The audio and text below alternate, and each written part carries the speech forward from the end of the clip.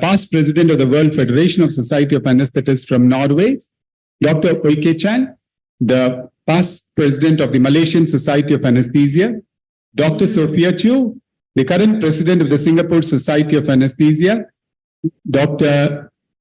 Minerva Edvi Kalimag, the current president of the Philippine Medical Association, Dr. Sunanda Gupta, the founder president of the Association of Obstetric Anesthesia of India, Dr. Fedzai Mukadza, the past secretary of Zimbabwe Society of Anesthesia. This is a session which will get into the insights of how women leaders evolve, the challenges that they face, and how they came over it.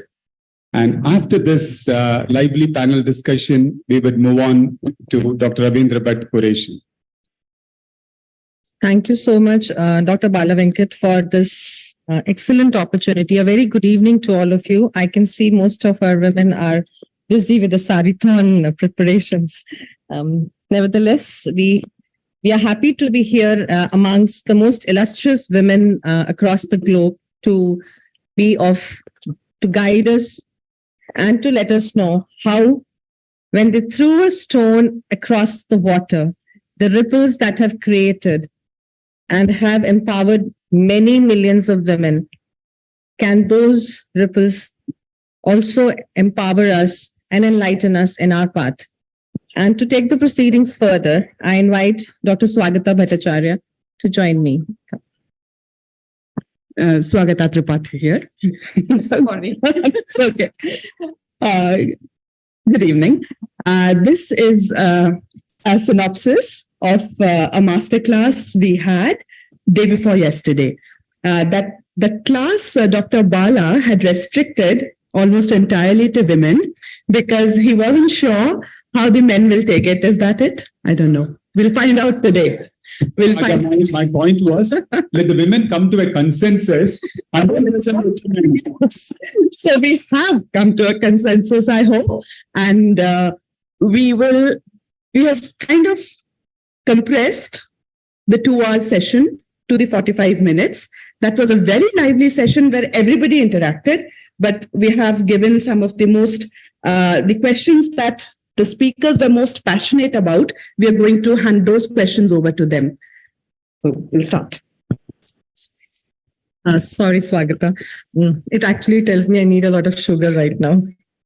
So we'll actually move on, and most of us have had the opportunity to be working under women leaders. I believe most of us had HODs as women anesthesiologists in your respective departments. Yes, yeah.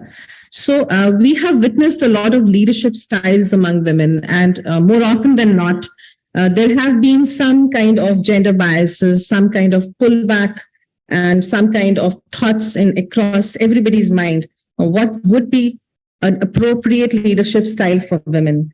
And so to throw some light on that, we would request Dr. Sophie Chu to let us know about what she thinks are the right leadership styles for women, if at all they are. Thank you very much for that question. And I'd like to congratulate all of you who are here, both men and women, for joining us in this session. And I like to think of leadership styles not so much as gender-based, but I think leadership styles may be slightly different because of the nature. You're either a man or a woman, but that doesn't mean that it has to be gender-based. I think for any leader, the leader must first of all be inspirational. You must be able to cast that vision, whatever you want to do. Then you need to also be intentional, that you are able to fulfill your vision through your mission. Then you need to inculcate the correct values and work in your organization to bring it to that point where you want it to be. And in any position of leadership, you're not working for yourself. You need to have it till infinity so that you'll continue to sustain your organization. Of course, there are more barriers sometimes for women. We discussed the case of a young lady who has aspirations. It was actually brought up by Dr. Bala. She wanted to do her fellowship, but there were circumstances at home that sort of opposed her. So in these situations, which a lot of women, perhaps more women face than men, because women have multiple roles. I think men, on the other hand, we empathize with you two because you have a singular role, right? And you are singularly laser focused on only that role. But as women, we have multiple roles that society expects of us, but that's slowly changing. So how can we help this young lady who aspires to be an anesthesiologist? I would suggest that sometimes one has to rise above the circumstances, and it's really inspiring. If you want to climb that mountain, sometimes there are barriers. Can you work within your circumstances? Rise above that instead of saying, oh, it's because I'm a woman, I can't succeed. Don't make your gender an excuse. So all I can say, at the right time, if you plan it well, then perhaps you can rise above it all and aspire to be the leader that you can be. Thank you. Thank you so much. Thank you. Thank you, Sophie. The next question will be to Dr. Yannicke. In the discussion we had day before yesterday, there was a question from our women listeners that I'm not the HOD. I'm not the head of the department. I probably will never be made the head of the department. Then how can I lead? Would you like to comment on that? Okay, thank you. Because unfortunately, I didn't get there in time to attend that session. But I think we are all leaders in our own role. And I have been many times. I have been, I'm very conscious about culture. That we are part of the culture that is in our environment. And for instance, I can tell you when I was a very young anesthesiologist, the head of the department, the professor, a male, he asked the most stupid of questions. And I thought, don't you know the answer to those questions? You shouldn't ask those stupid questions. You are the professor, aren't you? And then only later did I realize that he asked those questions to make it easier for us to ask stupid questions. So we should know that there was room for everything. So we should not hide our shortcomings and so. Okay, he was the head of the department, and that led through the whole thing, streamed through down to the bottom. And then I'm talking about that, and then people would ask me, yes, but our leader is not like that. He is much more top down and yelling, he's bullying and so on. So what can I do? And I know those things are difficult, but at least you are responsible for who you are. And whoever you are a role model for all the people around you. And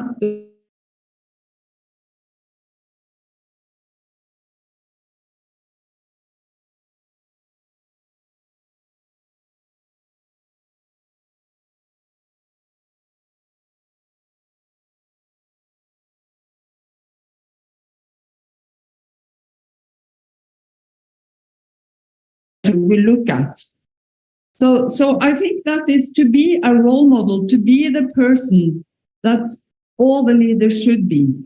And then when we are talking about men and females and so as leaders, I'm not so sure that they should be different leaders. I said in my talk the other day that this surgeon, he has seen that the juniors, they need different guidance. Because some of the men will just give it a chance and maybe they will make it. Whereas females need more to be encouraged and so. But to lead, I think to be an inspiration, motivate, and lead by example. I think that's something that we should do, all of us. And if we are unfortunate to have a leader who is not doing with that, we have to be the persons we would like him or her to be. I think that's a story. Thank you. Yeah, absolutely true. You can be a leader in your own role as you are. You were very inspiring to us. However, having said that, we believe, it's a kind of a mindset up here that women across the globe have actually gone forward and taken leadership roles, whereas this has not been so well a case in India. So to Dr. Sunanda Gupta, ma'am, would like to know, how did you break the glass ceiling and actually forged forward, considering to know that we come from a country where there are indeed gendered biases? First of all, I should thank the audience. There was diversity as well as inclusiveness, a first step towards equity and equality. Well, thank you for that question, Anju. And whether I broke the glass ceiling or not is something controversial. But yes, I did face some challenges along my pathway to this position I hold now. Way back in the 90s, it was in an academic medical college, you had to get your promotions, become a professor, and you went ahead. So that was the aspiration each and everyone had. But, and this was dependent on your confidential reports. Maybe now they are not existent, but at that time there was a lot of value put on those confidential reports. And in spite of having academic achievements and all, I had a satisfactory report. And so I find when the list comes out, I have been superseded by 3 people. Now, the position was, my husband was dean of the institute. I go back home, rave and rant. He gets the brunt of my anger because he being the dean, he could not, get my promotions. And one thing he told me was, you're raving and ranting against me. You're expending your energy. Why don't you channelize it into something more constructive and show the world what you can do? So the very next day I went in and enrolled myself into the PhD program, wrote letters to the university. I want to do PhD in anesthesia. In the early 90s, there was nothing like a PhD in anesthesia. They wrote back to me, the university wrote back that you can get a PhD, only the medical stream and the surgical stream can get it, not an anesthetist. I went to the university, got an audience with the vice chancellor and made him realize that we also are doctors and we can do our PhD. And sure enough, after a lot of letters went back and forth, I fought for it and finally got the PhD programs all over the state opened up. So that was what I learned, the lesson of perseverance. And then the person who was responsible for my confidential reports, she realized that this doctor is going to keep breathing down her neck and make life miserable for her. So she pushed me into the Andaman Nicobar Islands, I call it. A posting in gynae obstetrics was always called as the Black Sea posting or the Andaman Nicobar posting. Nobody wanted to go there. So again, that was a big challenge for me. But then I started working in Obs Gynae, and meanwhile, I became the president of a Rotary Club, learned leadership qualities, leading about 80 women from all walks of life in the club, and I learned the lessons of leadership. And after that, during that period, I started the first obstetric ICU there. And what I learned was, and what my thought was, that whoever has put in an obstacle at the academic progression of my life should realize when that person looks back that why ever did I stop this lady? She has achieved much more than I could achieve. So after that, I started, but still I did not become a professor. 2 more people superseded me. So I started writing the book, the first textbook on obstetric anesthesia, completed it in 2005. And then I delivered the prestigious oration, Venkatra oration at the Indian Society of Anaesthesiologists. And that is when I floated the Association of Obstetric Anesthesia in India. So during this period, I realized that perseverance, achieving your goal, working towards your goal, and being passionate about it is going to help you throughout.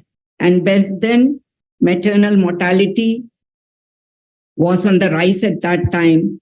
And I started working passionately for our obstetric patients, did a lot of changes, started the septic ICU, and totally got involved with the obstetrics and gynae. And I started going out for my lectures, started writing articles.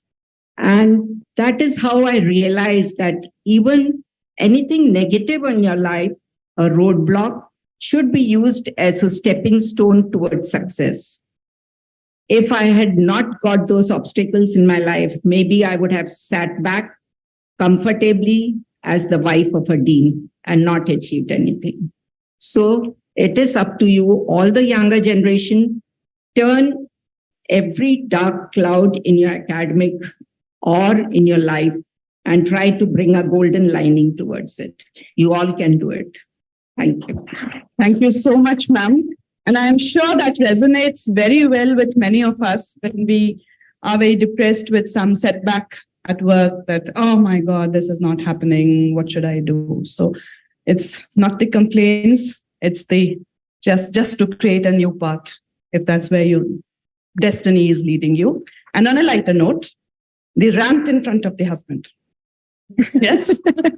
So thank you. I think the next one, yes, you may struggle and probably reach some level of that leadership you're looking towards.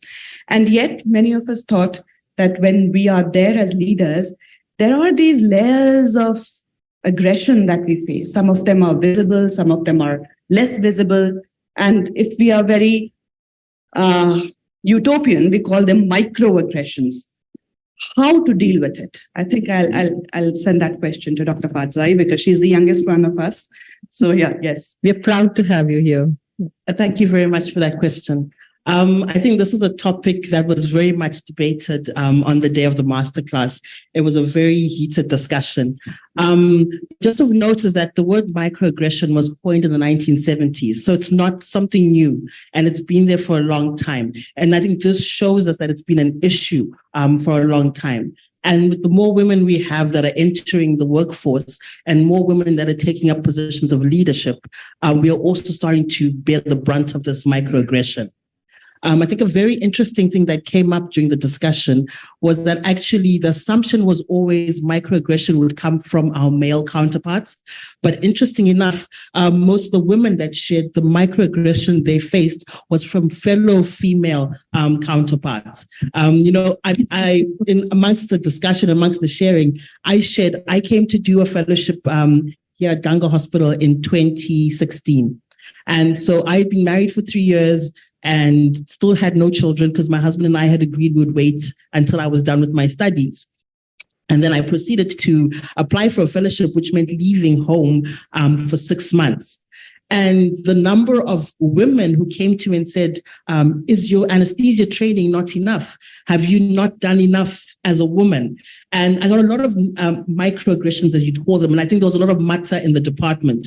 Also because at the time, I was one of the first females to leave to do a subspecialization. So already you're doing something that the others before you haven't done. And there was quite a lot of microaggression. So the choice was for me to cower down and back up and say, oh, okay, maybe let me leave it to my male counterparts. But I think my response, and someone said to me, you focus on you and you focus on your goals in life. And I think that's how to address microaggressions. Don't ever ignore them because they have a macro impact on you despite being a microaggression. And if you ignore them, they turn into macroaggressions and you address them as a macroaggression. So the thing to do is sit down, relax, think, set your goals and say, this is what I want to do and how am I going to achieve my goals? And if need be, confront the microaggressors privately, not out in the open, and discuss it, talk it through and say, look, I understand you have reservations about the choices I've made, but I've made these choices for myself. for my patients and for my family. And this is why I'm going ahead. I think that's the best way to respond to them. I think the take-home message is never ignore them, because ignored microaggressions become macro aggressions. Yeah, Thank you. absolutely true. More often than not, we tend to become the victim, and that is perhaps the psychology that we need to avoid if we need to move forward. In that note, Dr. YK, it is often said that, if I were to quote the Prime Minister of New Zealand, Jacinda Ardern, she says, one of the criticisms I have faced over years that I'm not aggressive enough and not assertive enough. So can we have compassionate and strong women together in one person as a leader? And so, and of course, we keep hearing the quote, rejoice being a woman. So, it brings upon a guilt into our minds, as if I'm not doing enough for my family, or am I doing enough for the role of the leadership that I've been assigned to? So how to, balance that out? Thank you, Anju, for the difficult question as to address the issue of whether we women are better than the men. Well, yesterday, was it yesterday or was it the day before? The day before in the master class, I think women learned for the first time, although they have a small brain, God has actually given them a better connection between the left and the right side. Haven't you seen yourself, asking yourself, you're loaded with a lot of jobs. You will say, okay, wait, no worries. I can manage all, 10 jobs at one time if I have to. Whereas you go look at your husband, your brothers, or anybody who is male, you ask them, please do this, one at a time, please. Don't load me. You go, just have to try this experiment for yourself. Well, the fact that so many men are laughing means that they accept it as a truth.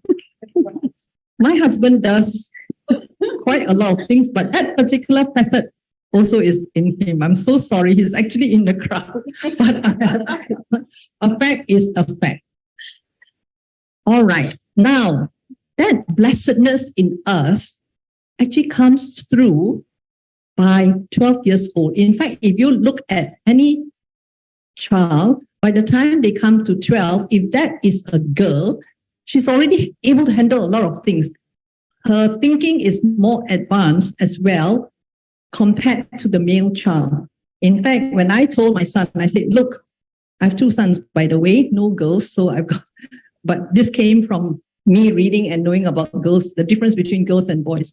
Girls, by the time they are 12 years old, because of their corpus callosum being good, they are already more developed, and that development is comparable to a 16-year-old boy.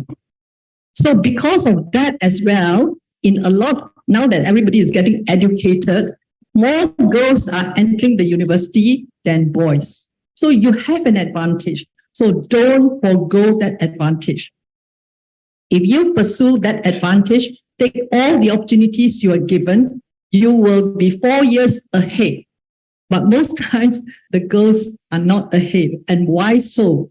All the distractions become real distractions and slow their path down.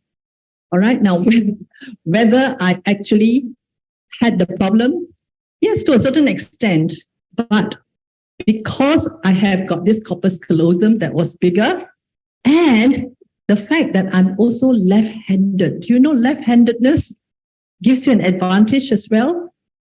They also have bigger corpus callosum. Go and find out from your left-handed friends.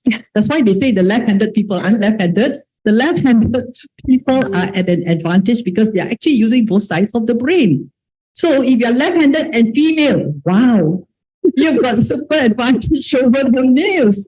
And probably, not to boast, maybe that explains how I actually took those steps and achieved what I wanted. Now, to also let you on a secret, which I did let out in the master class, was when I was young, my mother used to sew clothes for me and no zip at all. All right. And what happened is you have to put the dress over your head and it goes down. And I remember being 6 years old, dressed in my favorite color, which is peach. And the dress just won't go down. And I would tell my mother, come on, next time, bigger. So I realized I may have a bigger head that's housing a bigger brain as well, because my corpus callosum at that stage was already connecting very well, being left-handed as well as being a female. So please take advantage of the fact that you are female. You got a bigger corpus callosum. Make sure that the 4 years gap, you are always ahead of them. All right? But don't worry, men. You can always exercise your thinking, and that corpus callosum will also develop. Okay? Thank you so much, Dr. YK.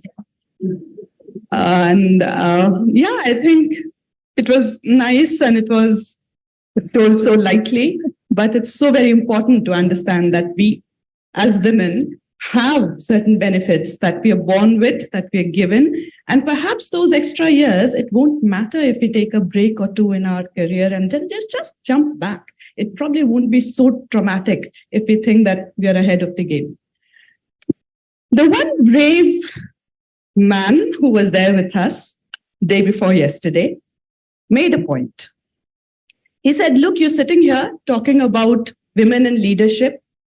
I don't agree. I don't agree because I feel that when I call a woman colleague and give her a position of leadership, she shies away from it. And if you're not going to accept what you're given, then how are you going to claim it? So in this panel, the last direct question of mine to Dr. Maria is, perhaps women do this because they feel that if they become or they accept the leadership position, they'll end up having to spend much more time to prove their leadership, and therefore they shy away. So I want you to comment on that. Is leadership synonymous with loads of time spent on the job? I would say that that's not true. Because as a leader, our job is to provide the vision and be able to show others that that vision is going to work. Time management is not really about managing time. It's really about managing ourselves, knowing what we're capable of so that everything will be efficient. How many of you would like to go into master's and PhD and you're held back because you don't feel like you can write your thesis or dissertation on time? But you know what? If you know what you're capable of, what I did was when I went into my master's and PhD programs, I already have my thesis and my dissertation in mind. So that when I go to the different courses, each output for each course is already a part of my thesis and dissertation. So even before I go out of the school, I am already defending my protocol. It's really about being self-aware, being knowing what to prioritize. And prioritizing is not really about just being on time. Just in time is also okay.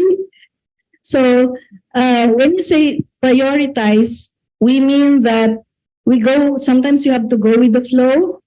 We know what's really more important. There is the so-called Eisenhower method. They say that if it is urgent, it's usually not important. And if it is important, it is not urgent. So take note of that. We have to know which ones can be done now, can be procrastinated. I'm a procrastinator because I have to find the inspiration to do something and to start on something and, go ahead. So also make sure that we know that family, now we have to balance family and career. You've all heard my story. So I was pregnant during all those 3 years that I was in residency training. So when they say Mayday, Mayday, I have this big tummy running to Maydays. I have to intubate. souping a little bit, but I had it, but I didn't do it alone because I have my husband with me. So he shares the, what do you call this? Waking up at night, putting the milk on the bottle. And then the following day, for example, I say, where's the cover of the bottle? And then the baby finishes his milk and the cover of the milk container is inside the bottle. So sometimes we can, because we're both on duty, we go on duty together, and so these are things that we keep in mind. Time is not linear. Time is not linear. So we can do things, multitask, but do everything to the hilt, to the maximum. Giving birth to the maximum. Go 3, go 8. Okay. You want to study? You go masteral, we go PhD. You want to go academic, instructor, we go Professor 5. We want to be leader, we want to lead, we lead the Philippine Society of Anaesthesiologists, we go full gear, lead the Philippine Medical Association, lead the Asian Oceanic Society of Regional Anesthesia. Just go, focus, and excel. Thank you. Absolutely. So what we take from you is that we need to prioritize and excel in whatever we're doing at the current time. Absolutely. At this point in juncture, I would like to open the panel to our male counterparts and share indeed a story with you all. At a point in time when my kids were young, I would refuse to go out for conferences saying that I cannot leave them. And you would be surprised, but it was one of my mentors in my department, Dr. Avtar Singh and Dr. Kaul, who told me life does not work in compartments. It has to go in parallel. So you'll have to find time and not find excuses to not to go to this and not to go to that. So any of your comments or any of your views? I see a lot of leaders and I know you have counterparts at home. Yes, sir. Dr. Vijaya. Can you have the mic? Yeah. Yeah, they're giving it. I think it has.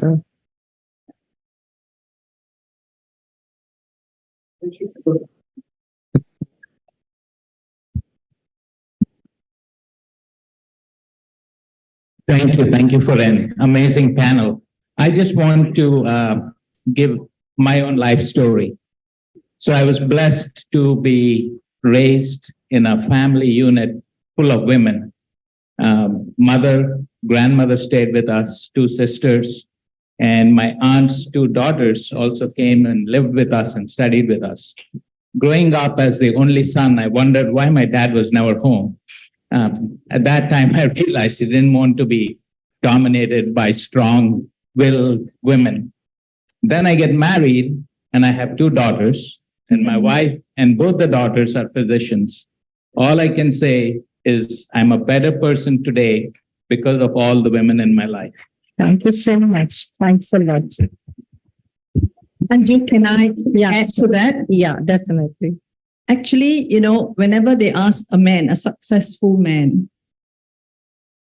how they become successful, these men will always say, there's this woman behind my success. It's just like what has been just mentioned. Not only did he have one wife, but he has a whole brood or a team of females behind him.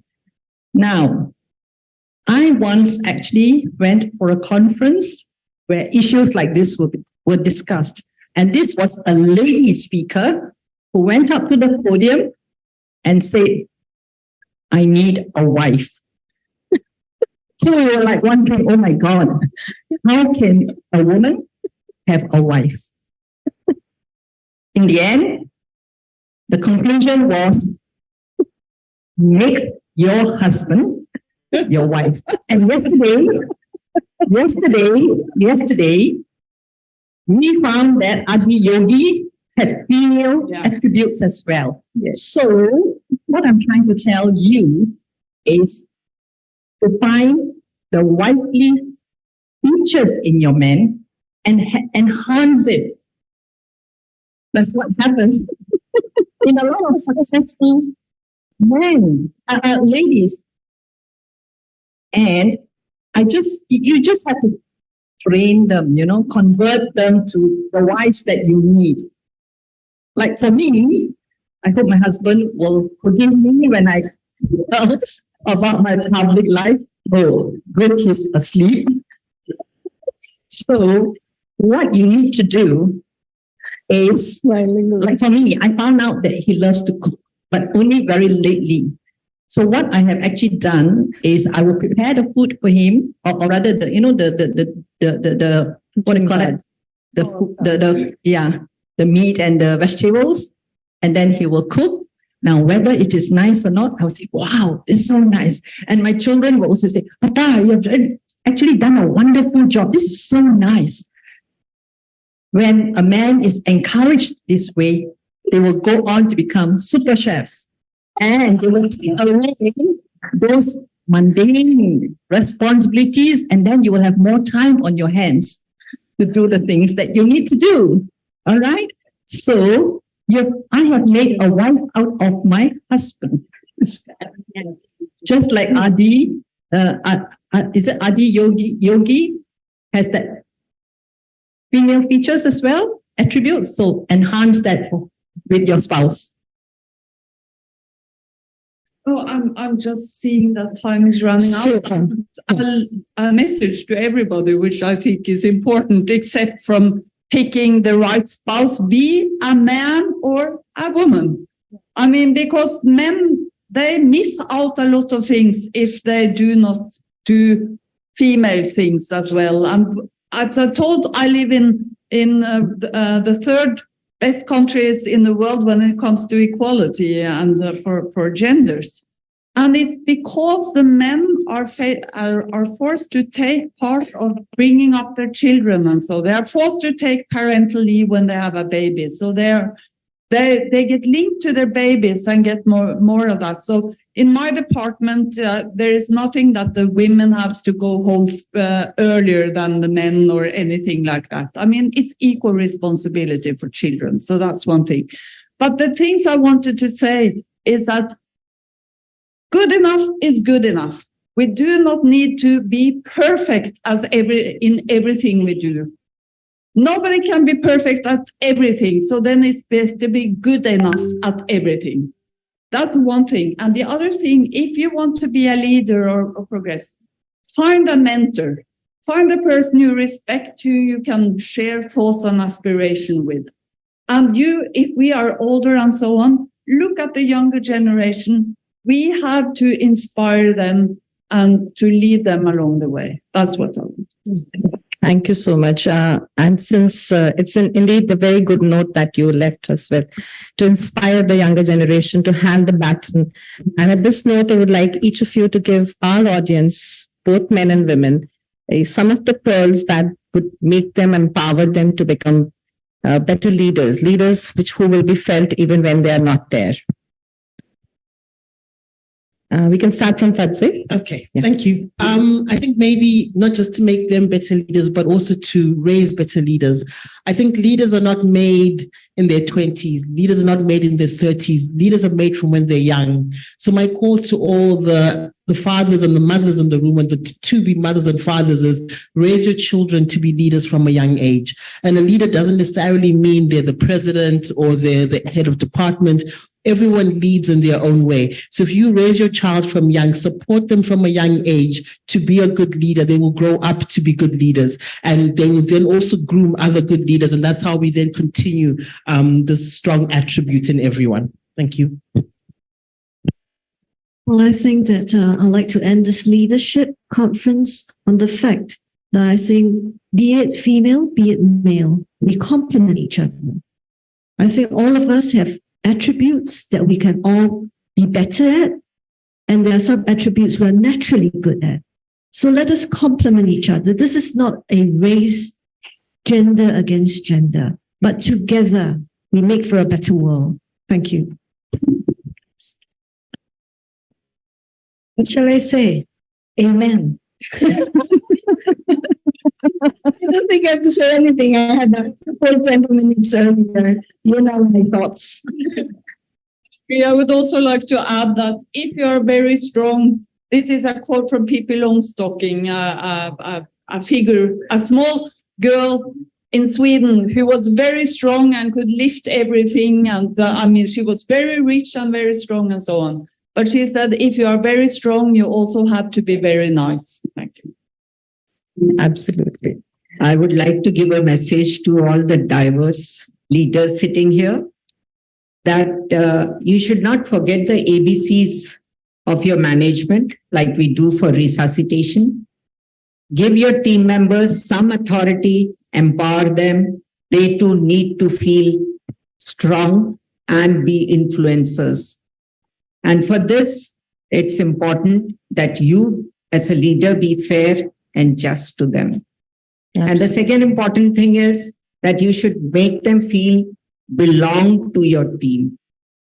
They should feel that they are contributing something important, and you need to give them some workload, and whenever they have a positive outcome, you should be able to appreciate it. And so with this note, ABC, authority, belonging, and contribution, you'll be able to become a good leader. Lovely. I'm sure you know the motto of AirAsia, everybody can fly. So I'm going to leave you on the note that everybody can be a leader. It does not need a position. It doesn't have to come from others. It is inherent in us. All we need to do is to unleash the potential in us, as well as help others to unleash their own potential to become leaders of the world. And we're going to have a more peaceful society where our potential is developed to its fullest and we become the best leaders, like the ones from New Zealand and all the female leaders, plus all the good male leaders as well. Thank you. Thank you. Thank you so much, Dr. Bala, the entire Ganga family, for giving us this beautiful topic and these lovely leaders to share our thoughts with. Some of them resonated personally to me. With that, I hope if any questions, we can meet them outside after tea. Thank you so much. Thank you. Thank you so much. Thank you. So we sincerely thank the excellent panel, which brought in the insights of being a women leader. So next, we move on to Dr. Ravindra Bhat Oration. But before doing that, we have a small launch. Our hospital has been associated with Esculap Academy, or the educational wing of the Bron. And they wanted to use this platform to launch an educational academy. And I request Mr. Kaustup Kennedy to come forward and share their views and thoughts about this academy.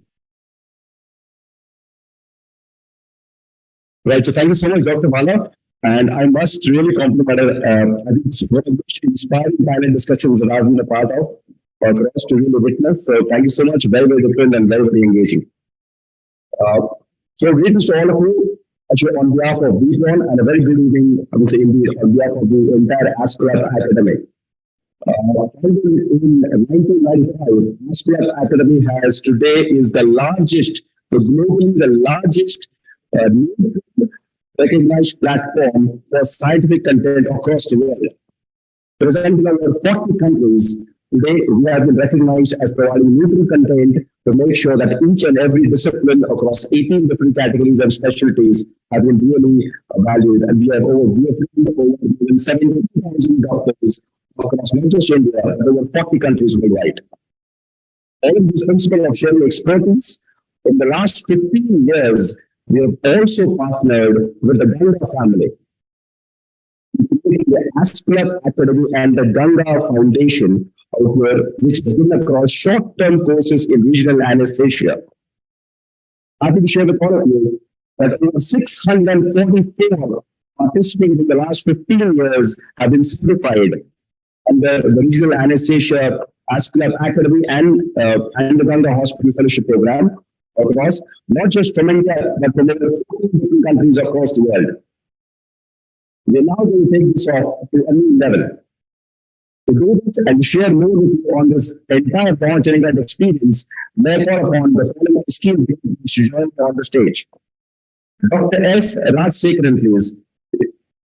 Dr. Balavenkat, Dr. Satish Kulkarni, and Dr. Vishali Punde. Please, if you can just join me on the stage, please. Sir, ma'am. Dr. Balavenkat.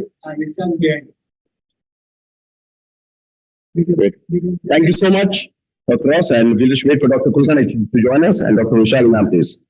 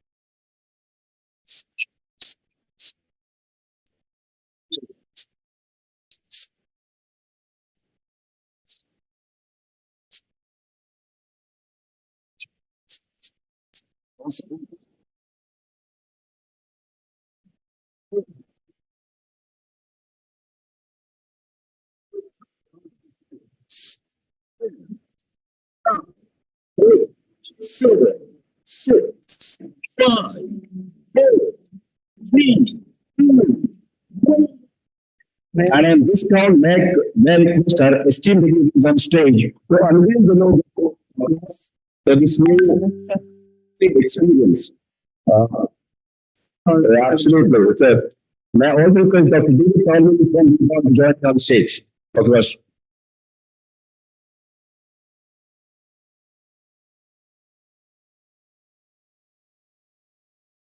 Also, Abdullah, come on stage as well.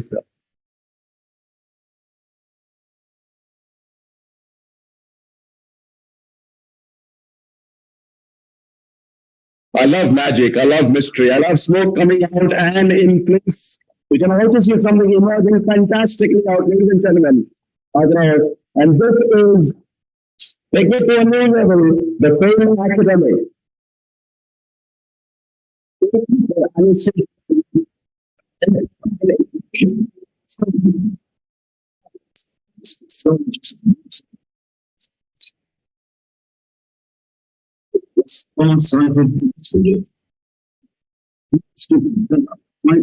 Product systems and services.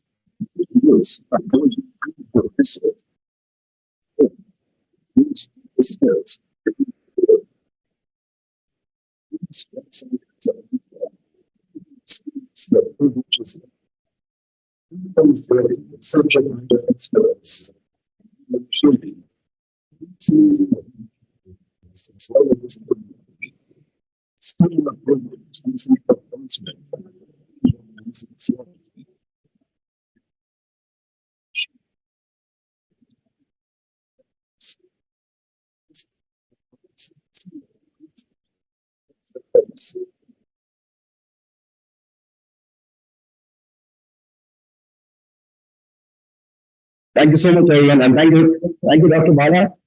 I think if COVID has taught us anything, it's that technology is disruptor. Now you can learn anything, learn with best students which are our experts. Thank you so much, everyone. Thank you, everyone. So thank you so much for initiating this academy. And I'm sure that in the long run, it will help several young students to accomplish what they would want to accomplish. We next move on to the Dr. Ravindra Bhat Oration. Slightly delayed than what we thought. So we would begin this.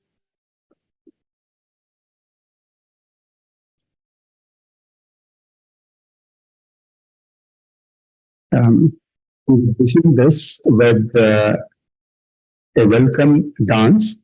And it's become a norm that every event happening in this anesthesia meet is done by anesthesiologists. So to do the welcome dance, we invite Dr. Bhuvaneshwari, who's from All India Institute of Medical Science, Nagpur. And to do the Carnatic recital is Dr. Shailaja Ganti from, is a teaching institution. She's a teacher in anesthesia from Shadan Medical College, Hyderabad. Just give us a minute before we start.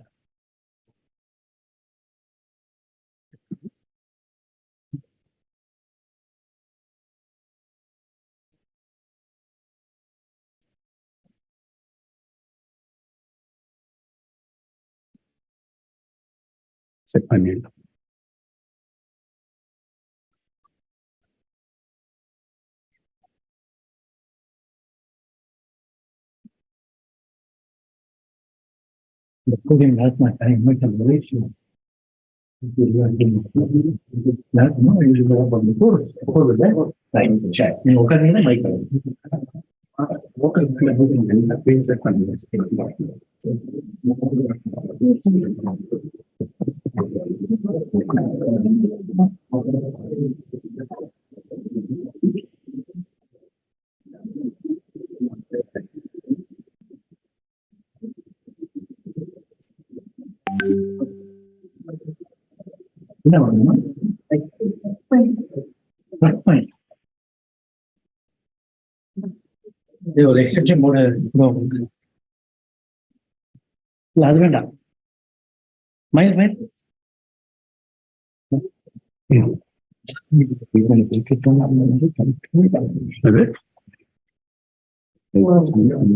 Dance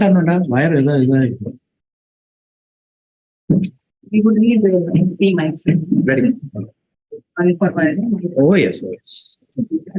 Everyone.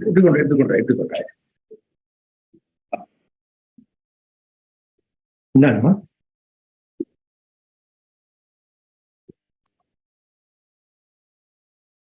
My long mics open.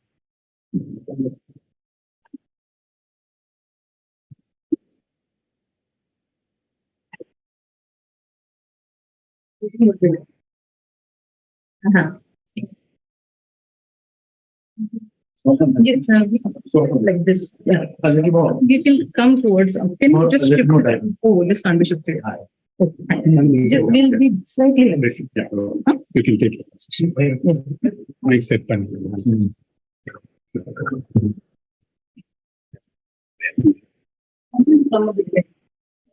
This mic. That's fine.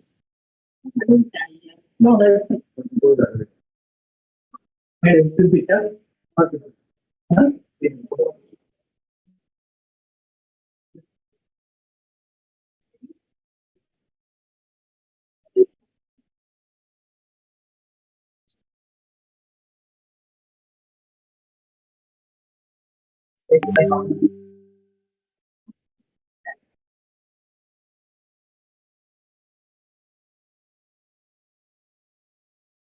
Very good evening to the esteemed audience here, and thanks again, Balavenkat sir, for this opportunity to promote culture in an anesthesia conference. And also, I can't help be rejoicing in the moment after this inspiring panel discussion about leadership, and I always felt that there is a she in the anesthesiologist. So if you spell it, it is Naesthesiologist. That's how I like to put it. And so today we are after this enchanting visit to Isha Center yesterday. Most of us did yesterday, and we really had an enchanting time. Thanks to sir and team thank him. We really had a very good time. So we are now working on Lord Shiva by this composition by the Saraswati in Ram. It's called Shambhu. Most South Indians get to this country. It is called Shambhu Shiva Shambhu Swayambhu.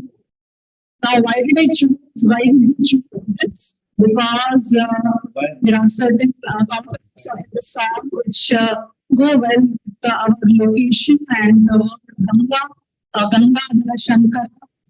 So we are in the holy premises of the Ganga Hospital, as well as Madhuriti also has, it describes Lord Shiva, and yesterday we had gone to Isha, and the words Isha, Sarvesha, they're part of this composition. So I thought this was a very apt composition.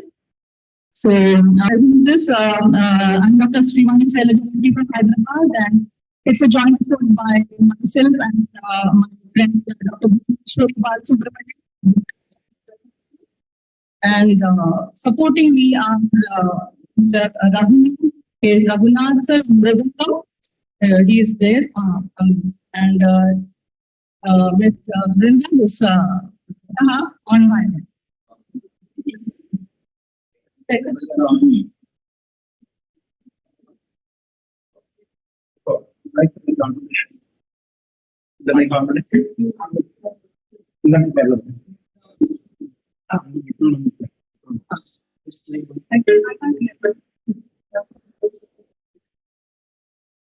It's stopping.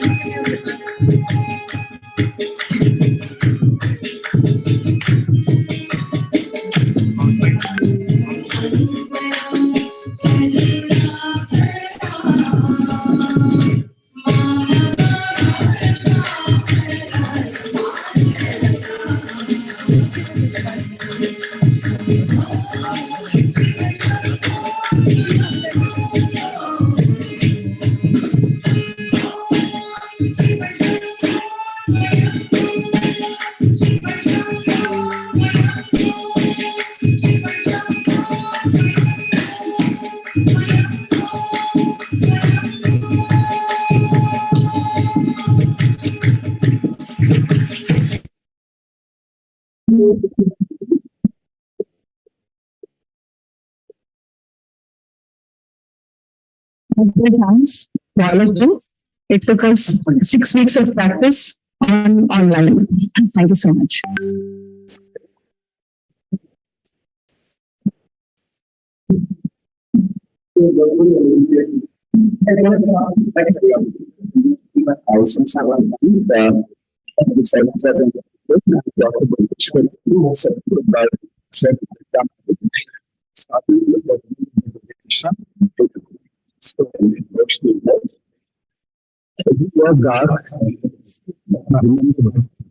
So fondly for his strong contributions to our institution. So I would begin this with a prayer song. We request all of you to stand for the prayer song, and I request Dr. Ganga to recite the prayer.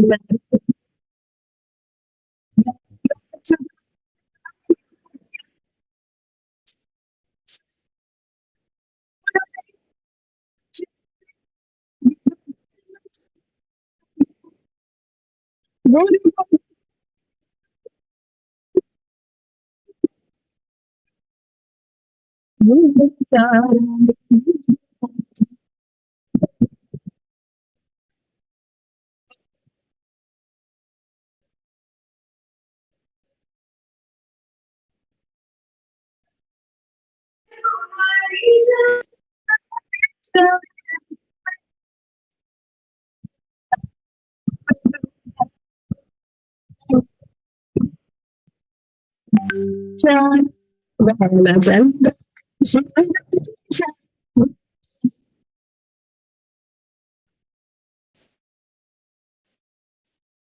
voice. Very good.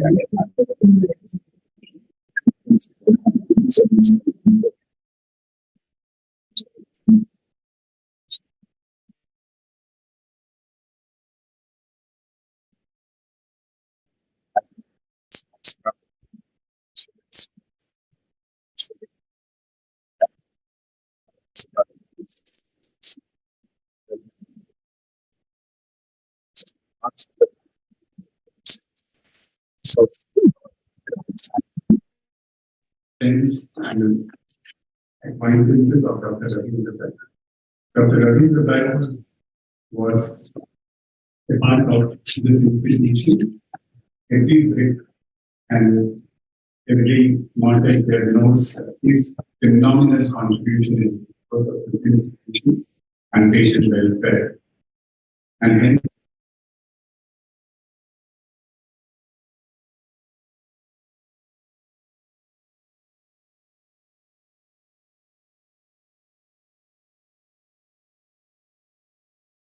to share with us about Dr. Ravindra Bhat, I would request gentlemen of March.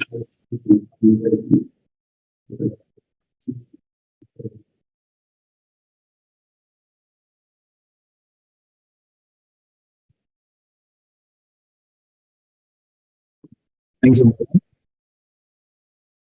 Cherished anesthesiologists from the length and breadth of this country, Dr. Ravindra Bhat, his dear Dr. Chitra, his two little tiny toddler grandchildren, and all of you are sitting here.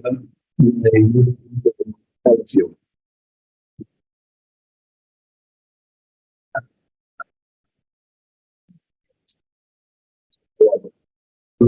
Years.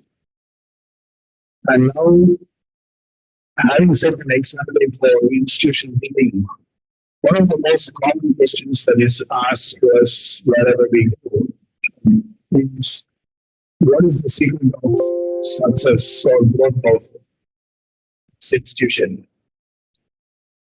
And it's common knowledge that institutions are built by individuals. And so the quality of the institution and the growth of an institution depends upon the individuals who make it. It's not the prayer, it's not the mother, it's not the foundation, it's not the pillar or for building that makes an institution. It is exactly the persons, the individuals who are working to make the institution. I think that's the formative years. To form the team during the formative years, I think they have a and they set the culture, they set the ethos, and they set the values of the institution, which are perpetuated with luck through the generations.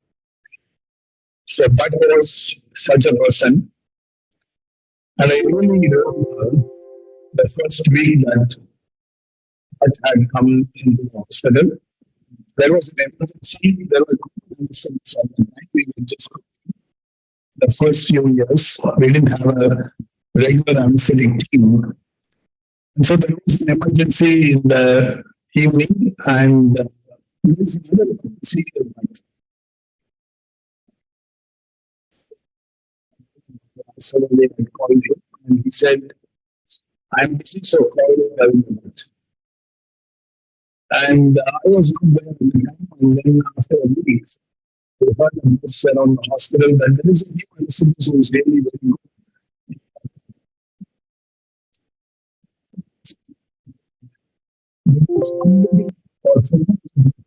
My brother had a discussion on whether we should have separate anesthetists, and the discussion was no. But Raj only changed the mind and he said, there will be separate anesthetists. And so I knew this guy must be really good. So I asked Bellingry, who's the head of the manager of the operation theatre, I heard that video anesthetist, how is he? He said he's very good. So I asked him what is good. He said, sir, our overthinking, I will in Tamil and then translate that. He said, overthinking operation first.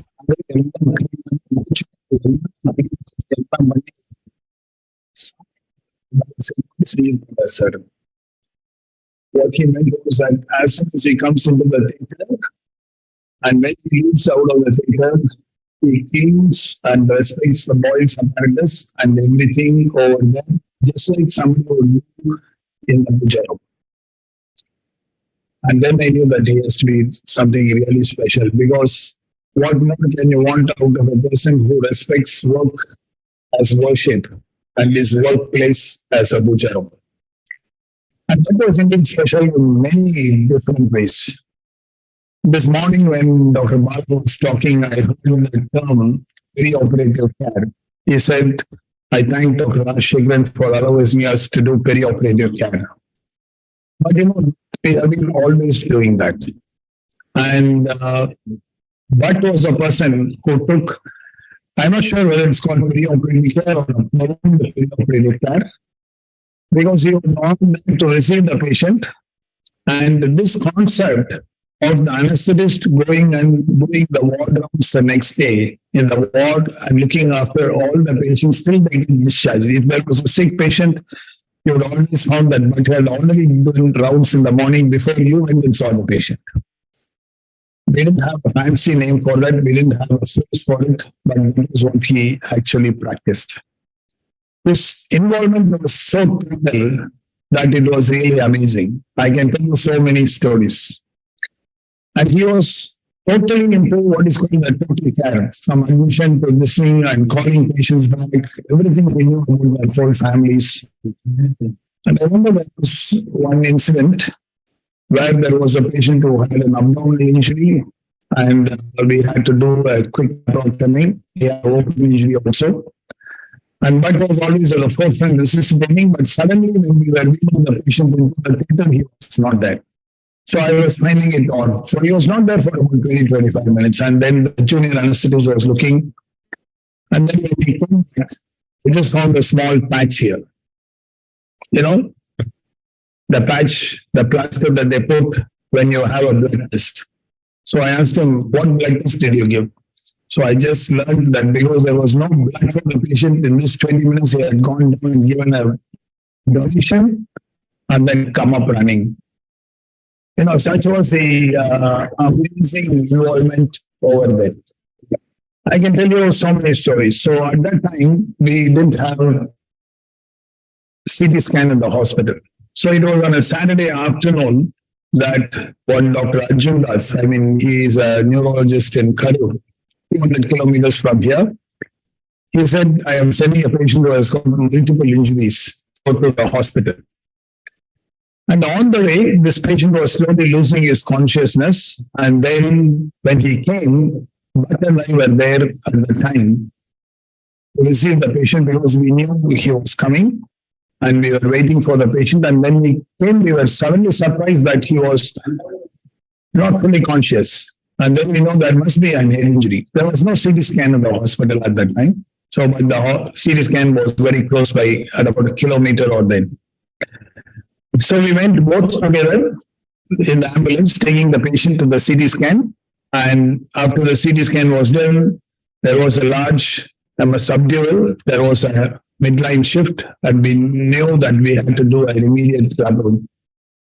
What was very astonishing was that we got to the ambulance, and immediately Bhat put his hand inside the pocket and took out the clipper. And he started shaving the head of the patient. And I was just amazed because even before going to the CT, he had thought that in case this patient requires surgery, we could not waste more time. And he started shaving the patient. I just held it and he started shaving the head so that by the time we arrived in the hospital, his head was clean shaven and he was ready for surgery. That is the kind of involvement that he used to have. And, he was completely involved in every single patient that he did.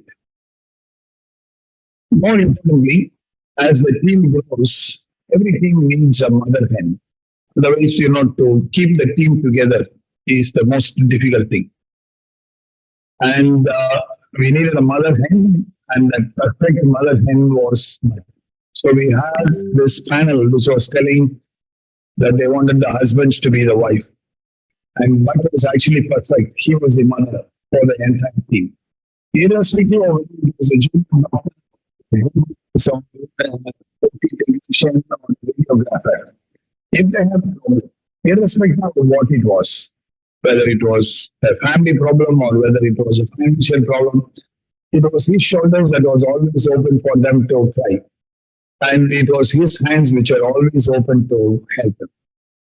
So at a time when the teams are growing and when people are more divisive than cohesive to bringing people together, I mean, he was another person he was the thread which kept the family together across the departments. Because he was not an anesthetist for the plastic surgery team or the orthopedic team. I mean, he was always moving out, putting his expertise wherever he needed it. And our relationship was something phenomenal because SRS used to start his surgery by about 1 o'clock those days. Mornings he had an OP, and so till about 1 o'clock he'll be almost slightly free. And I was always operating in the morning. And so by 11 o'clock, he will slowly sneak into the 5th floor, which means that lemon tea is ready. So whenever I see him, then we both will go down and then he will keep nice steaming lemon tea ready. And then we would spend 10 to 15 minutes talking, chit-chatting about all the problems or whatever needs to be done in the hospital.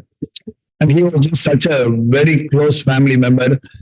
I could open up my heart and discuss things which we could not do to anybody else. And he was like that to everybody. And when Bhat was no more on that day, it was when I was outside the city. And then when I came back, I just landed and went straight to the hospital. Then after some time, my father asked me, what is the prognosis? And we had to tell him he's no more. The first thing that came out of my father's mouth was, I have lost my son.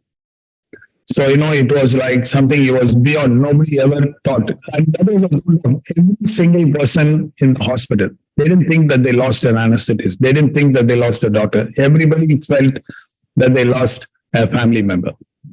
So at a time when we are thinking about how to build institutions, when we are thinking of inherent leadership, when we are thinking of people who build and bring people together, I think you have to have one role model, one example of things, all these things put into one, it was Bhat. So we all listen a lot. And many times, Dr. Rajasekaran and I will think, what will be the difference in what had been with us? Like the hospital is growing. But the thing is, if he had been here, the power of powerful good intentions would have been really high. And it would have been such that every department, every person would have felt more cohesive as a more family member, and the power to grow well would have been very much good. And we sadly miss him, and I'm sure that his family members are here. Kirtanam, like my daughter. And it will be good that there are many Bhats in our country so that this will be a very good for every institution to grow. So thank you, Bala, for arranging this every year. And I'm sure that we are having a fantastic person to give the oration, and I look forward to the oration. Thank you. Is the energy which transcends time. In this superpower, you invested itself, putting the patient before everything else, every single time. Dr. Bhat led the Department of Anaesthesia in the hospital from 1993 to 2012. Such is the fundamental part of his leadership that even today, 5 years after his demise, his principles and actions are the standards to which others aspire. His pioneering work in the management of polytrauma victims and in regional anesthesia and nerve blocks has transformed the lives of many. Gone too soon, but never ever forgotten, Dr. Ravindra Bhat.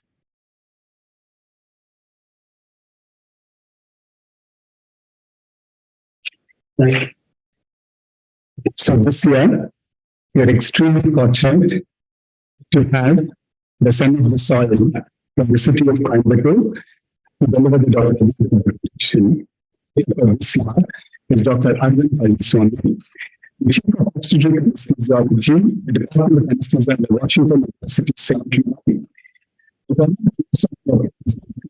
From Coimbatore, after which he went to his postgraduation at the Organised Institute of Health Science, following which he did his fellowship at the Royal College of Anaesthesia, and he moved from UK to Boston, where he started pursuing his research interest in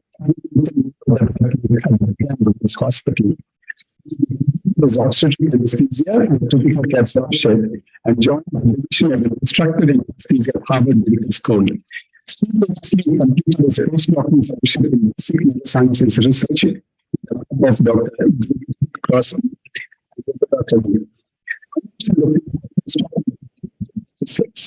So he's research of award for the best research by the resident from 2009. So this is scientific on 3 occasions at the Society of Obstetric Anesthesia and Radiology. This is led to the creation of a second trimester rat model to study the developmental effects of administered anesthetic drug. He has represented the Society of Obstetric and Radiology at the FDA meeting on toxicity, foundation of anesthesia education and research. His current research is focused on evaluating the effects of administered oxytocin on the brain development and childhood obesity. He has lectured at the national and international meetings, published scientific articles and reviews, and authored chapters and editorials. He was recently appointed of obstetric anesthesia pediatrics to serve as an ad hoc review of anesthesiology. An associate professor of anesthesiology at Washington University School of Medicine in St. Louis, USA, and the division chief for obstetric anesthesiology at the Barnes Jewish Hospital. Actually, he has been a member of various committees on obstetric anesthesia at the American Society of Anesthesia.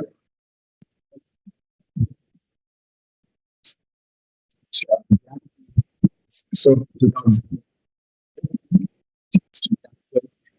the translation of obstetric anesthesia research, 50 publication perspectives and editorials. He was truly delighted to bestow this year the division to a person as the caliber of Dr. Arvind Palanisamy. I would just need to stay back because I would like to ask my children to listen up. I would like to ask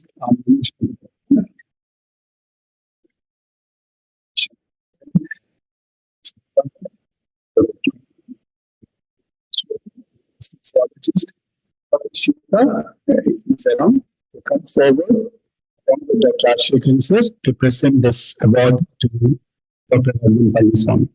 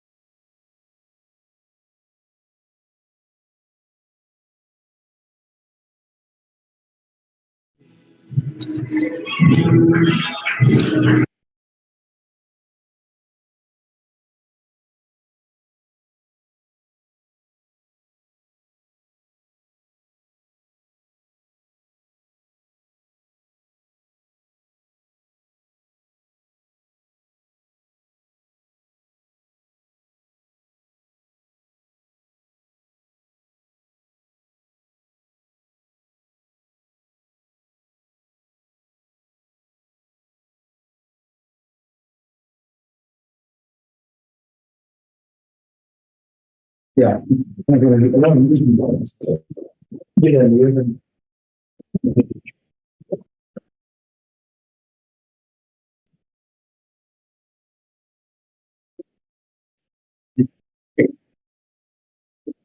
So now I request Dr. Arvind Palanisamy to deliver his oration.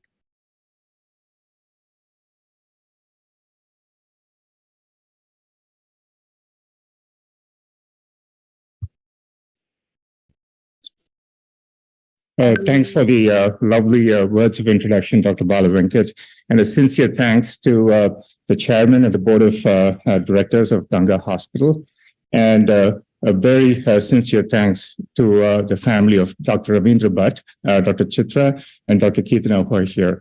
Can I have a warm round of applause for both of them, please? Thank you very much. We already have a very good idea of what Dr. Ravindra Bhat stood for. I did not have the good fortune of interacting with him. We never crossed paths, but I pieced together a portrait of an endearing personality, primarily through the words of Dr. Rajasekaran and Dr. Rajasekaran. He was called the game changer of trauma care, a kindred spirit who taught us never to give up. And his commitment and attention to detail was phenomenal, and he was a conscious keeper of ethics. But what really stood out most to me was the fact that he was a personification of trust and compassion, these two traits which are directly relevant to the theme of this keynote presentation. So I have a few disclosures to make. One is that I'm not an expert in artificial intelligence or deep learning. And the second disclosure is that I cannot predict what the future of medical care would be with the advent of artificial intelligence. And third and most important disclosure is that I did not use ChatGPT for generating this lecture. This was primarily inspired by thought leaders in the field and layered with my own interpretation of evidence. So with those disclosures, when I initially agreed to this before the COVID pandemic, I was under the impression I was a skeptic, and I thought artificial intelligence would be very disruptive to healthcare. And I've changed my mind, have recalibrated my opinion after the importance of artificial intelligence during COVID-19 pandemic. Just to give you a few examples, this company, which is a very small company in Toronto in Canada, was actually able to predict the outbreak of COVID-19 pandemic 9 days before the WHO declared it. And this was just based on the cluster of cases that was happening in Wuhan, China.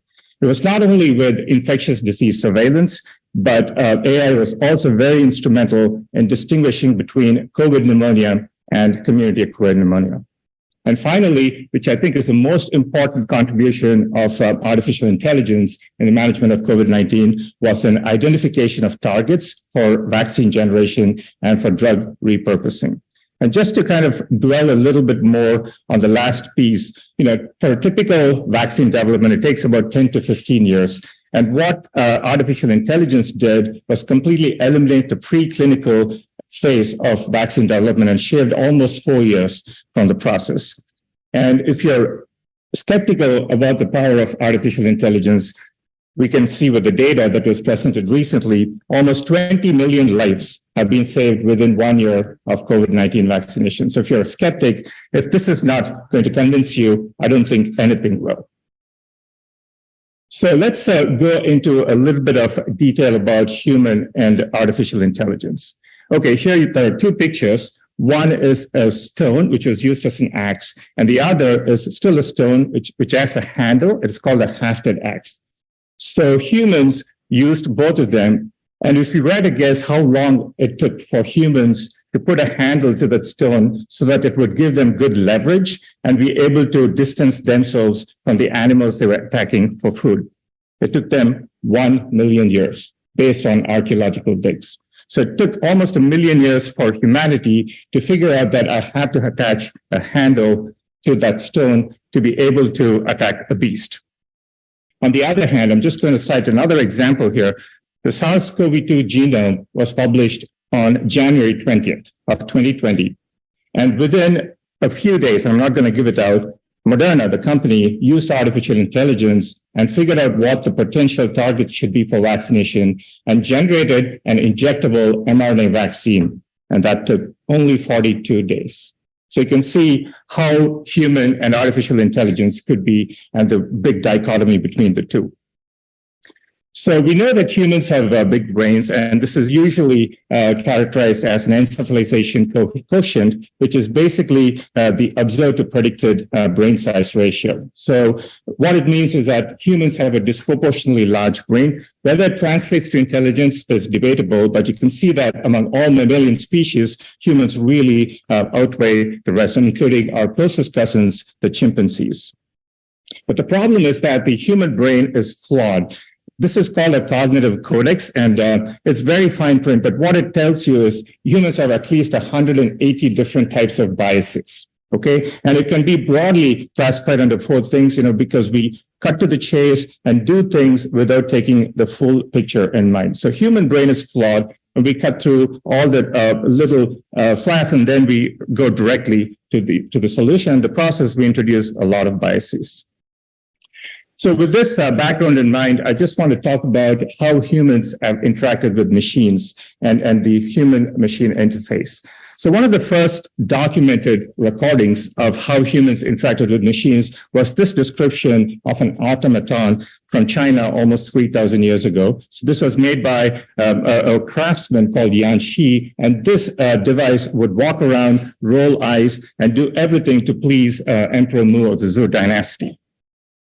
But I think the father of modern robotics is this gentleman called Ismail Al-Jazari. So he was from Turkey, and he was able to devise multiple products, one of which was this musical robot, whereby hitting a peg, it would play a different tune. But all of these products were mechanical contraptions designed to amuse the kings and the patrons. The first real robot with some kind of intelligence was created by William Gray Walter in 1948. And this was called, these are basically 2 tortoise-looking objects called Elmer and Elsie, which was capable of phototaxis. So it could actually track light and then follow the path of light into a corner. So until this time, computers were really coming up, and it's only in the 1950s that it really started to take off, and the concept of artificial intelligence started to come to limelight. And until then, computers were generally assessed by their basic demand, which was the ability to compute. So when did computers start to become human-like? And to be able to address this question, Alan Turing, the scientist, and if you have seen the movie The Imitation Game, he's the protagonist of the movie, came up with this definition for what is artificial intelligence. Until then, computers were assessed just by the computing ability, and he devised a test where if the computers were able to answer back to a questionnaire like a human, then it means that computers have gone past the age of artificial intelligence. But now with advances in advanced language processing, and especially with ChatGPT, we know that Google's Lambda as well as ChatGPT both have passed the Turing test. So we have actually gone past the definition, which was a landmark definition that had withstood the test of time for 60 years. And both of these test passes happened the end of last year. And so the question now is, what is the third frontier? Would artificial intelligence go into the domain of emotional intelligence and start to show feelings? So that, I think, would be the final frontier. And when that happens, artificial intelligence would very closely resemble humans. So with that background, I want to delve a little bit more into the rise of artificial intelligence as medicine. It's a culmination of many factors. I think one of the first factors was that the increase in computing power and the ability to handle large data. And concomitantly, back in the 1990s to early 2003s, we had the Human Genome Project, which was a very ambitious project trying to get the genetic information of humans. And along with that, it spawned an array of omics data, which included epigenomics, proteomics, and metabolomics data. So you had large data sets of information for which we had the computing power to calculate and handle them. And finally, artificial intelligence had already permeated into our day-to-day lives, including the facial recognition technology, voice-assisted software like Siri and Alexa. And so it was only a matter of time before artificial intelligence would gradually permeate into the medical field. So healthcare was ripe for disruption. And now we have plenty of those instances. And we had a wonderful talk by Dr. Puri about the impact of artificial intelligence in healthcare. So just to go a little bit over the computing power. So there's a law called the Moore's law, which says that the number of transistors in a microchip doubles every 6 months. So for those of you in the audience, if you were in the 1990s or early 2000s when computers hit India, there were about 10 million transistors in a microchip. And fast forward almost 30 years, it's almost 5,000 times higher. So every microchip now has almost 50 billion transistors. So the amount of computing power is unbelievable in the past 30 years. And along with that computer power comes the training compute, which is the ability of a computer to do an operation. And it's usually defined by flop. And I don't want to get into the nitty-gritty of this, but it's really important to understand that it's basically the ability of a computer to do addition, subtraction, multiplication, or division of 2 decimals. And that's just one flop. And the unit to assay the training compute is actually petaflops. It's 10 to the power of 15. And if you look again at 1990, it was about 10,000 petaflops for computers, and we have now grown almost 10,000-fold higher. So the computers that we have now is capable of doing training computes close to 100 million petaflops. So what this has done, especially in the field of medicine, it's had a huge impact in the field of radiology.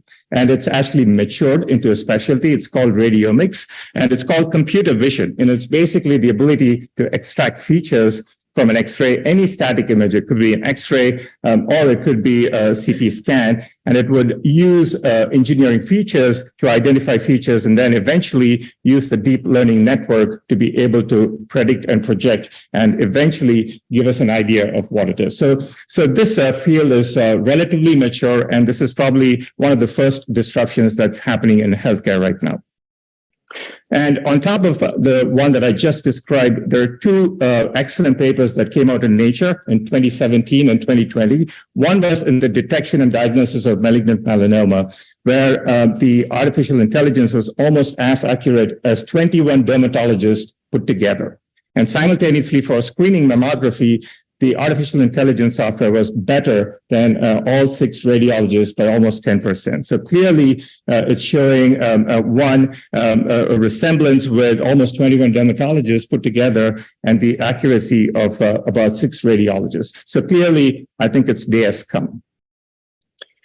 And there have been also a lot of advances in the use of artificial intelligence in cardiology, using both hardware as well as software to create an integrated phenotype of a patient so that you could actually use wearable devices, get information about the patient, and give advice real time. So it's a classic example of integration of both physical and virtual AI systems in medicine. But I don't want to get into a lot of stuff, and I really enjoy reading this thought leader, Eric Topol, who you might be aware, he's a cardiologist, and he pens opinion pieces on a lot of perspectives on the future of medicine. And what he envisions is that eventually it will lead to a virtual medical coach model where you have plenty of data about a patient with inputs from social behavioral aspects of that person, along with microbiome, genotypic data, and eventually will generate algorithms and be a lifelong virtual medical coach providing individualized advice for the patient. So I don't want to be swayed by the impact of artificial intelligence, and I think we need to be a little skeptical before it hits mainstream. But I think a good way to do that would be to do a SWOT analysis: strengths, weaknesses, opportunities, and threats. Strengths, obviously, you've already heard me speak the past few slides. It's very agnostic. It is unbiased. For the most part, depending on the data you feed it, it performs really well in repetitive tasks, tasks that are really boring and menial. It does a really good job. The computer vision and radiomics is a very well established and mature field now, and it's been already used as a clinical decision support tool. But there are some weaknesses because it is only as good as the data that you feed in. So if you have a biased data set, then the software is not going to help you. And it also provides inflated accuracy because there's no clear partition between training sets and data sets. And it's obviously susceptible to cyber criminal attacks and surveillance. There are a lot of opportunities. I'm not going to go into the detail, but one of the most important thoughts that are out there is that instead of using commonly available data sets, you need to pool data sets from different countries so that the results would be more generalizable. But what I'm going to dwell on, because I'm a skeptic, is the threats that we face from the impact of artificial intelligence. One is the loss of jobs and human agency and human control, or control as physicians over our own professional lives, the potential for data unreliability and abuse, and one of the least talked about threats, which is environmental impact. And I found that only when I was preparing for this lecture, and I'm going to dwell a little deeper. And finally, the most important thing, dehumanization of medicine, for which I think we can all learn from Dr. Ravindra Bhat. So I'm going to go over all of these threats in the next few slides. So one of the first questions that always come up is, well, if AI does all of our jobs, will we lose our jobs? Well, similar question happened in the 19th century in England, where power looms replaced traditional weavers. And the traditional weavers were called, they under the leadership of a person called Ned Ludd, went about actually challenging and said that that was a threat to their jobs because everything is mechanized. They went about breaking the stock frames and destroying all this stuff. So obviously a question is, are we going to become Luddites and challenge, and just because it's challenging our jobs in the future? In fact, McKinsey & Company recently did a survey and said that by 2030, approximately 375 million people will have to switch job categories. Obviously, in the case of the Luddites, it turned out to be false. Jobs were created in other fields, and really there was no threat to the jobs, and they all settled down peacefully. But I am very skeptical about artificial intelligence because it not only impacts healthcare, but it impacts every other field. So I'm not sure where the jobs are going to come from, because it's going to cut down jobs everywhere, even outside of healthcare. So the next most important concern is loss of agency or loss of control, because if everything is automated, what is our role? And this is a beautiful paper that was published about 10 years ago, actually showing the levels of autonomy. And along the vertical axis, you can see that, AI can help you with event monitoring, with response execution, et cetera, et cetera. And then you have, across the screen, the 5 levels of automation. So right now, what's happened is we are probably in level 1 right now because we use it as a decision support tool, but it has the potential to become increasingly automated. And again, a lot of thought out there that we are probably going to stay in level 2 for a really long time. So just to take this discussion a little forward, it's comparable to the autonomous, self-driving software for cars. It's been under development for almost 15 years, and we still do not have a fully autonomous vehicle. So if you kind of overlay the autonomous driving advances over that of artificial intelligence in healthcare, you can see that, we are still stuck in level 2.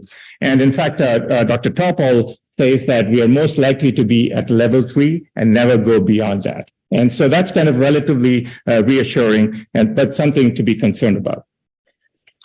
The second one I'm going to address is the data unreliability. And this is a meta-analysis of all the dermatology articles that used artificial intelligence. And I'm going to highlight just 3 things. One is that the algorithms that were used and the data was presented was not tested on any external set. So we don't know how applicable these algorithms are to a completely different data set. So for example, if you have software that was trained on a data set with predominantly, say, Chinese patients or patients with Caucasian ancestry, I don't know how applicable that would be for the Indian population. So we have to take all of this into consideration when we interpret and have a skeptical eye.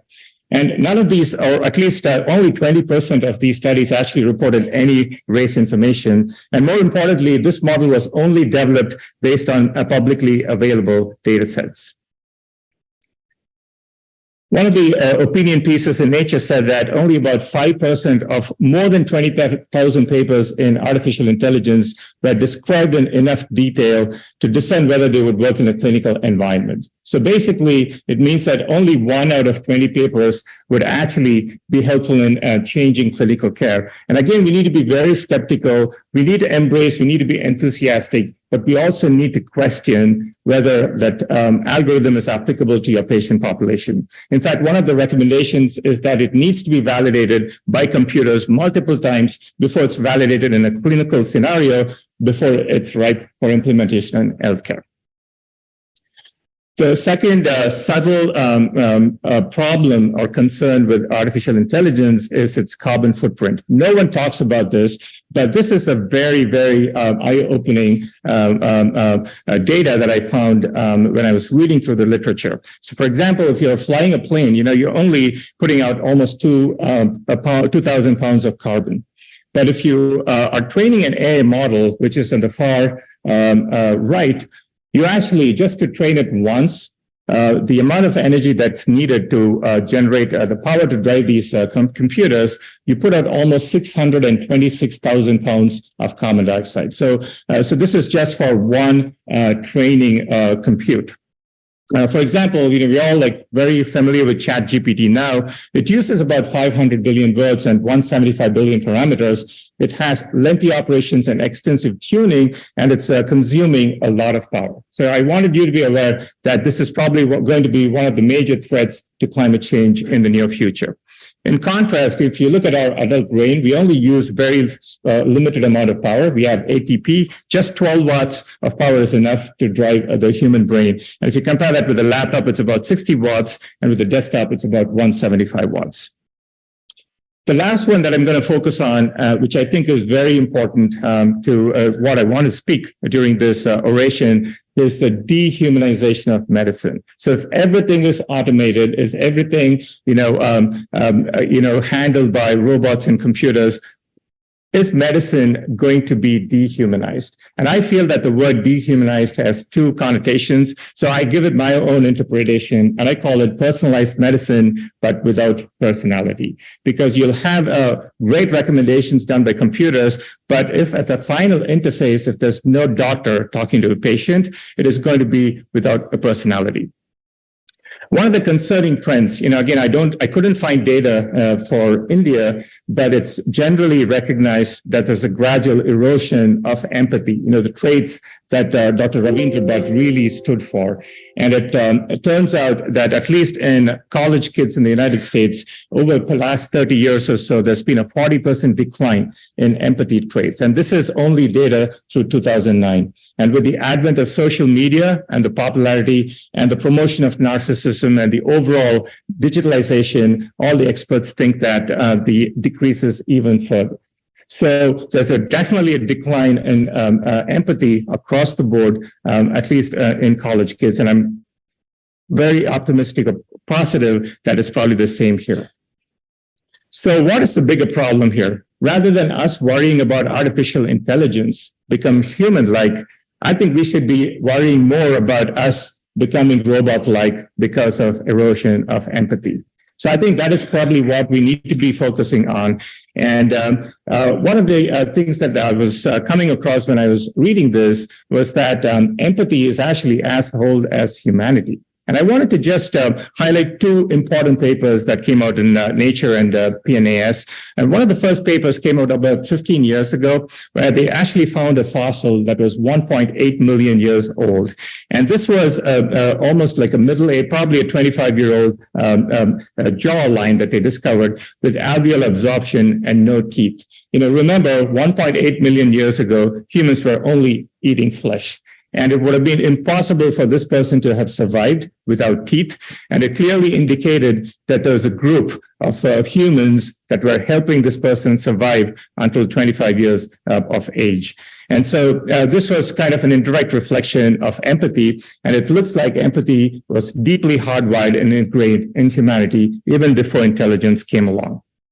And similarly, in a 500,000-year-old fossil discovery that was made about 12 years ago in Spain, this was a little boy, a 5-year-old boy with craniosynostosis, obviously with a lot of neurodevelopmental issues. We would have been incompatible with survival within a few hours of birth. But it seems like this little child survived until the age of 5, again with help of others. So the point I'm trying to make here is that we are always fixated on intelligence, but we don't understand that empathy is probably preceded intelligence in some way. It's probably as old as humanity. And that's probably what's kept our flock together for this long. And that's one thing which we need to focus on. So how do we go about training empathy? Training empathy is important because I look at empathy as a skill that can be developed. It's not a trait, but a skill. And we actually can do a lot of things. And many of these things were actually described beautifully by Dr. Rajasekaran when he was describing the life of Dr. Ravindra Bhat. It's about self-compassion, small acts of kindness, and complementing empathic behavior. You can do pretty much all of this in your day-to-day work. For example, just complimenting someone who is empathic to someone would actually really put them in a spotlight and actually encourage such behavior. And you can listen to others and you can do that. But I think the one thing it's really important is that we need to train empathy in medical students, because I think this is the generation that's going to graduate and enter a workforce that is going to be completely dominated by artificial intelligence. So you don't want these kids to come out lacking empathy, in which case it will be hard to distinguish between a doctor without empathy and a robot or a computer. So to conclude this lecture, I want to summarize a few things. I want to conclude with this statement. Data points, pixels, and digital algorithms can be aids to treat ailments, but there's no replacement for empathic concern and compassion. These traits have served humanity for well over 500,000 years, and I'm optimistic that it will continue to do so. And these are the two traits that Dr. Ravindra Bhat stood for, and these are the traits that we need to bring into our lives and lead a life that replicates Dr. Ravindra Bhat's exemplary life. Thank you so much.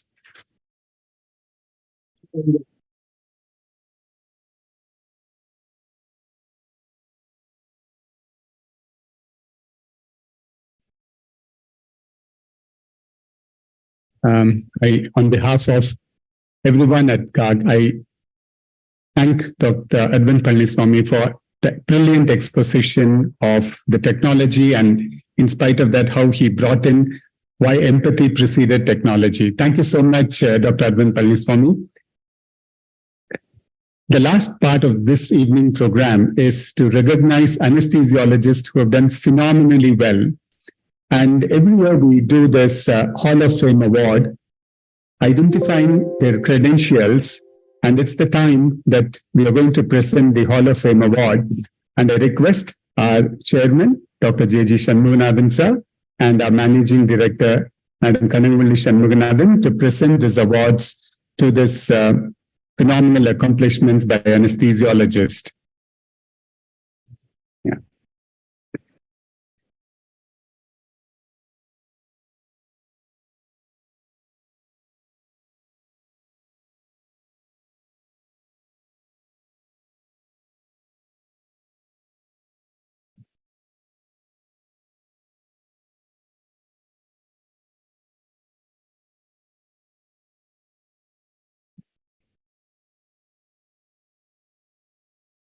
Yeah.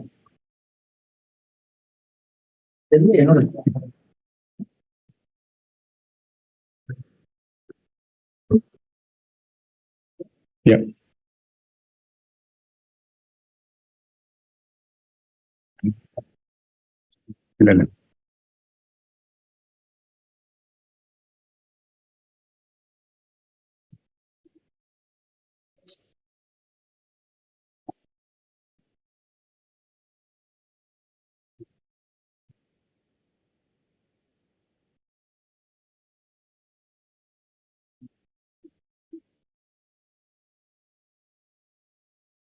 Okay.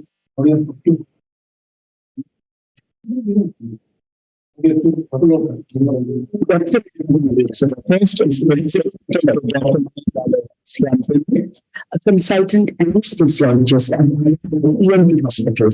She is the recipient of multiple awards, including Proficiency Awards, the President Appreciation State Award, and the Restoration and Curriculum for Social Services by Maharashtra. Dr. Bhat has heroin candidates, with over 50 meetings on display. Her work has been displayed there and there.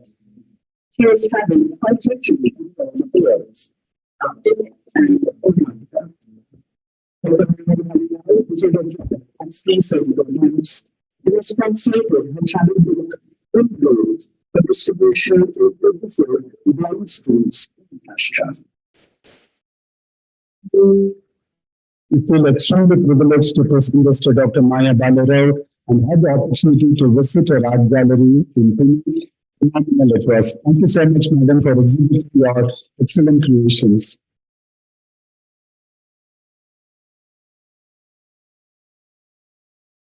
After the much second guest, Dr. is also a voiceover artist, filmmaker, and composer. Her voiceover portfolio includes documentaries, short films, and animation, including one film. She has compared educational, musical, and theatrical events. As part of the Balavenkat creative group, she has worked in many projects, including the Country of Savitri in Arvind and Keynote, a successful show on the fact process. Thank you so much, Dr. Kavita, and we're really privileged to have you with us today. And I'm sure we'll continue to journey in art form, the form of drama. Thank you so much.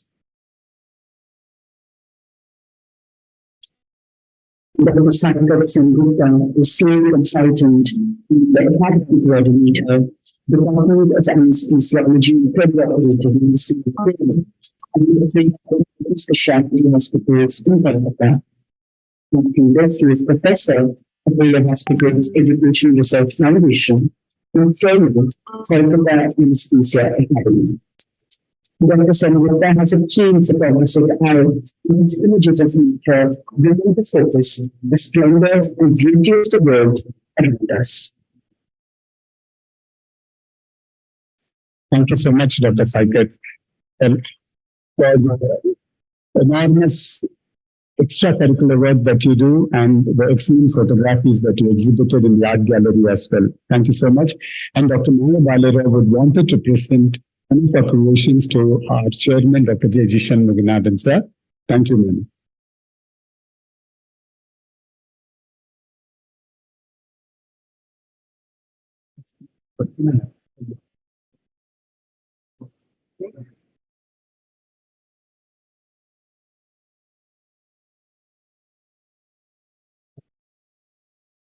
Dr. Prasanna Kulkarni is a freelance anesthesia practitioner in Madhya Pradesh. A regular Jungo realization that he could live more weeks than ministers sent him down the path of exploration. He worked towards his goal of representing India in the Masters Olympic weightlifting. His journey began in 2017 with a bronze medal. Since then, Dr. Kulkarni has won as a matter of routine. Among them are the winners of the Masters Weightlifting International Open in Australia, the Asia Pacific Masters in Indonesia, and the Commonwealth Championship. His tally stands at 9 international medals, including 6 golds and 3 bronzes, and 2 golds and 1 silver at the national level. Thanks to Dr. Prasanna Kulkarni, the notes of the Indian national anthem played loud and clear at the New San Diego and Athens. Thank you very much, Dr. Prasanna Kulkarni, for making India proud. It's a pleasure to have you with us. Thank you. Dr. Bhuvan Sriram has been a lifelong devotee of Bharatanatyam. The thread of the dance sent her back to the classroom after a 15-year gap. Not surprising, seeing how Dr. Hema had learned the graceful classical dance for 15 years prior to that. In the last few years, she has participated in various programs. These include the Ram Navami Festival in Kumbakonam, the Vasant Utsavam at the Thiruvidai Temple, the Kaveri and Tamrabharni Mahapushkaram, and the Mahakundabhishekam at the Tribhadeshwara Temple at Tanjavur. Her Arangetram is special to Dr. Hema. She performed it with her daughter. Dr. Hema Shriram is also a student of Carnatic vocal as well. Thank you so much, Dr. Hema, and also for beginning this GARC meeting with your performance. Thank you so much. Dr. Sonali Saraf has been a consultant anesthesiologist at Jupiter Hospital for over 15 years. She is a DMB teacher and PG anesthesia examiner. Her area of interest is anesthesia for solid organ transplant. She says that her typical day goes in sedating patients during the day and bringing colors to life in the evening. Apart from reading, she enjoys sculpting eco-friendly Ganesh idols during the Ganapati festival. Dr. Sonali plans to de-stress and has had her work displayed at the Khani Ionic, at Jupiter Hospital's Women's Day Celebration Art Corner, and at the Art Corner during OORA 2022. Her work has also been displayed at the Nehru Center, Mumbai, as part of Art by Doctors, a social cause in 2022. We are very pleased to have bestowed this Hall of Fame award on you, Dr. Sonali. Thank you so much for being with us. Thank you. Dr. R.P. Patwa-Zanwar is an anesthetist with a special focus on airway management and onco-anesthesia.